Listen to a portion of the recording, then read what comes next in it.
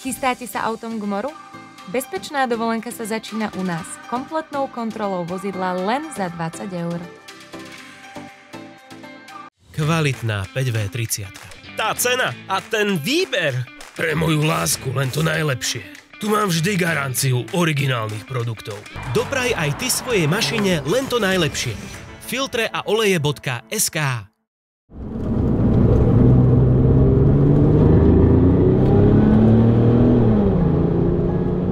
Či je to na dlhé cesty, či je to na krátke cesty, či je to na okrsky, či je to do mesta, naozaj toto auto je také na všetko. Je to auto, ktoré by som asi doporučil každému. Ide to 300, má to zrýchlenie niečo ponad 4 sekundy, perfektné brzdy.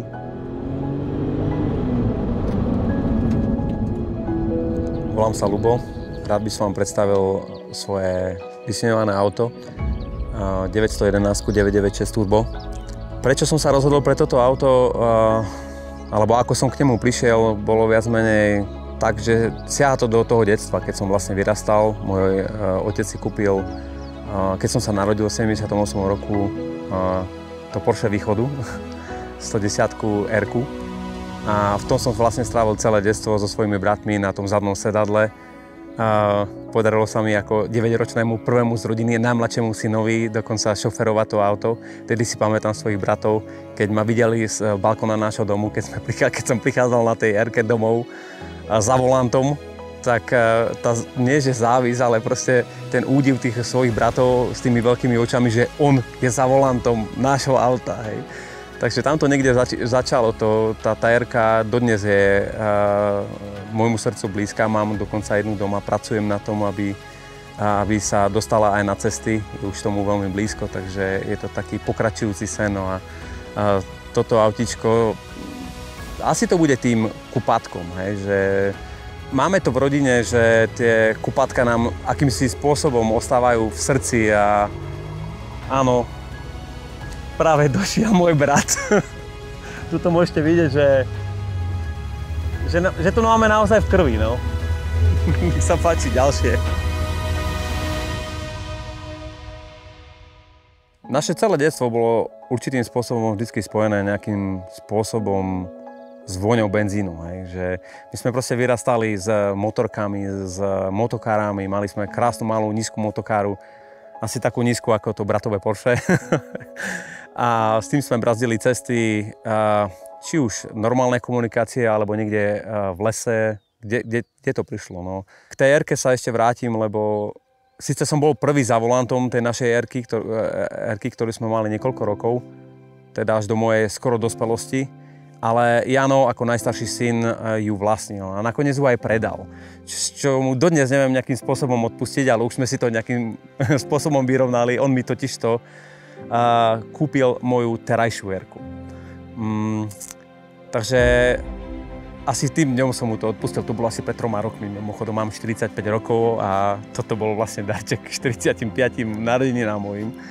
Vravím, tá R-ka vždycky bude v mojom srdci. Neviem, že na prvom mieste, ale je to také, že bolo to moje prvé auto. Vždycky to bolo niekde okolí Škodovky. Nikdy som neprechádzal do iných aut. Bola to vlastne Škodovka. A toto je vlastne, no veď patrí do grupy. Grupy Volkswagenu alebo Porsche, alebo ako to mám nazvať, tak no. Tie auta, čo majú spoločné, tak samozrejme to asi každý vie. Každý motorista, alebo niekto, kto má rád auta, je, že majú motor vzadu. Pravda je, že toto je štvorkolka, nie je to zadný náhon. Aj keď na ten predok sa posúva, myslím, že okolo 10 až 40% maximum, čo dokáže sa preniesť na tú prednú nápravu, ale stále ten princíp a koncept toho vozidla je stále rovnaký. Motor vzadu, je to 2+2, je to kúpečko, má to tie bezrámové dvere, ktoré proste, ja ich proste strašne môžem, niektorí ľudia to neznášajú, ale ja to proste nechápem. Ja keď vidím bezrámové dvere, to je proste, pre mňa je to úžas. Stále sa učím nechytať to za to sklo, ale stále to chytím za to sklo. R-ka mala jednu výhodu, ona mala tu takú červenú nálepku v rohu. Už som premýšľal nad tým, že si to hodím aj sem, ale to nie je vhodné, to nemá nič spoločné s históriou toho auta, takže to tam asi nedám, ale stále sú tam tie packy na tom okne. Ja som sa dostal k tomuto autu tak, že bolo vlastne ponúkané na aukcii v Japonsku. Takže podarilo sa mi ho pomocou jedného pána z Košíc, ktorý sa vlastne venuje kúpou a predajom týchto vozidiel z celého sveta, aj predáva ho, tak vlastne pomohol mi vybaviť toto auto a bolo to také zaujímavé vrátiť ho späť do Európy, kde patrí viac. Ja neviem, že Japonci nemôžu mať nárok, ale je to ľavostranné riadenie, čiže v tom Japonsku chuďatko sa tam muselo cítiť zle, tak jednoducho som ho zachránil. Čakal som, že to pôjde troška rýchlejšie, dostať auto z Japonska do Európy. Trvalo to v podstate skoro 3 mesiace. Ešte stále nie je na značkách, ale pracuje sa na tom intenzívne, takže dúfam, že behom týždňa, dvoch už bude aj na svojich vlastných značkách. Samozrejme, každý deň som čakal, kedy už konečne dojde. Malo prísť pôvodne v apríli, nakoniec sa to prelomilo až do nakoniec mája, keď mi vlastne na moje narodeniny zavolal dovozca, že Ľubo, máme pre teba pripravené to auto, keď chceš, zajtra ho môžeš mať pred domom. Tak som bol taký naozaj nadšený, že dodržal svoje slovo, že na tie moje narodeniny to naozaj prišlo.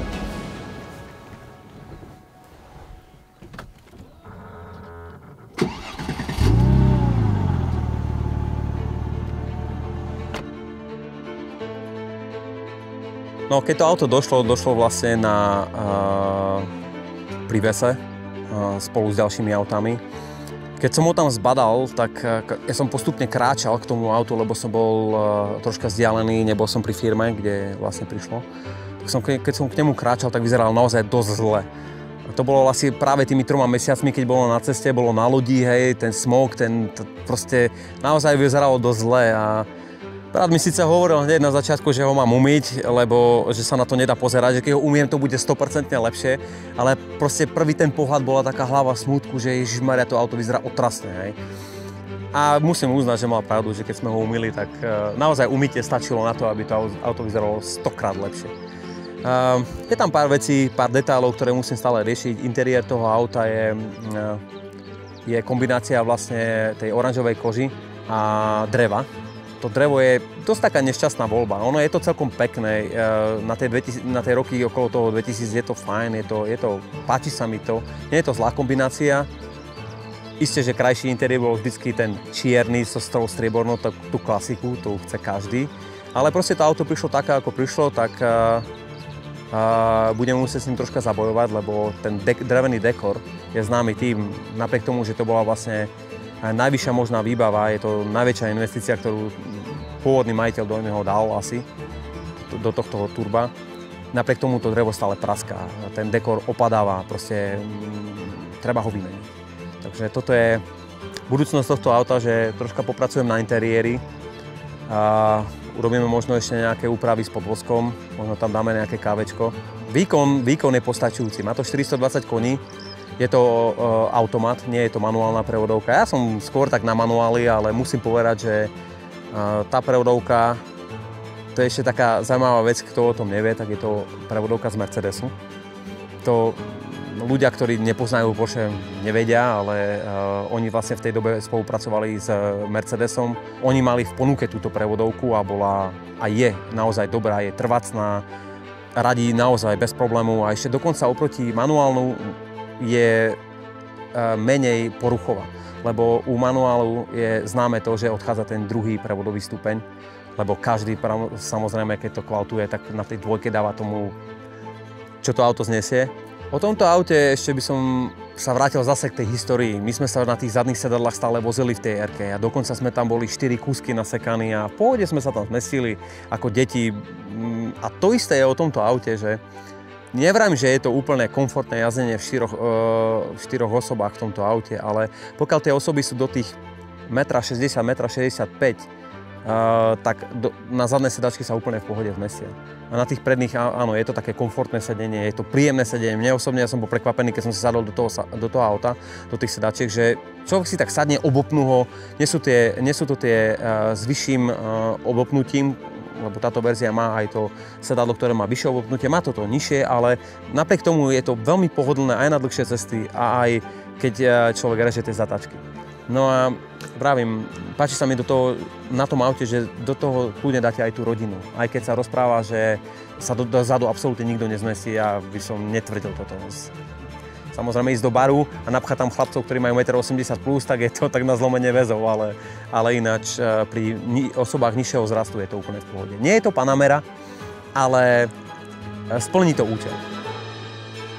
Ďalšie plus tohto auta z môjho pohľadu je to, ja to volám taký allrounder, že proste dá sa to auto využiť naozaj na každý deň. Či človek ide do mesta, samozrejme s tým je spojená práve tá automatická prevodovka, že proste človek to nerieši, neboli ho tá noha, netvrdne mu lítko, že stále vyšlapuje tú tvrdú spojku, ale proste, že vezie sa úplne v kľude, v pohode, ide si 50-ko, vychutnáva si tú jazdu. A potom prichádza ten víkend, hej, keď človek ide niekde na okrsky, ide si zajazdiť a jednoducho si podradí tú rýchlosť, dá to do toho manuálu a keď sa dostane do toho radenia tej automatickej prevodovky, hej, na tých gombíkoch na volante, samozrejme tie páčky by boli možno lepšie, krajšie, ale má to svoje čaro, tie páčky sú fajn, dajú sa dokonca pohybovať viacerými smermi, najprv som si myslel, že to treba len stláčať, ale oni sa dajú dokonca aj dvíhať a keďže je to na oboch stranách, na oboch stranách sa dá radiť, tak je to naozaj v pohode úplne. Môj plán s týmto autom je nechať si ho pár rokov. Možno, že si ho nechám aj navždy, to ešte fakt neviem povedať, že ako to bude vyzerať. Ale ak by som ho za niečo zamenil, tak by to bolo jediné asi zase 911. Aj keď Aston Martin je taký môj, taký ten druhý sen, ale vždycky to Porsche bolo skôr predtým. Ale chcel by som si ho nechať v garáži a skôr popracovať na tej R-ke. Dokončiť ju a možno vám ju raz prídem ukázať. Dúfam, že bude vyzerať tak, ako si ju predstavujem. Chcem popracovať ešte, práve možno, že ten podvozok by som zamenil na tom interiéri, možno maličko zvyšiť výkon, elektronicky samozrejme len riadiacou jednotkou, úpravou a nechcem robiť žiadne brutálne zásahy do toho. To auto je také, aké je dokonalé, je pekné, je fajn a jednoducho je to auto na každý deň a pre každého.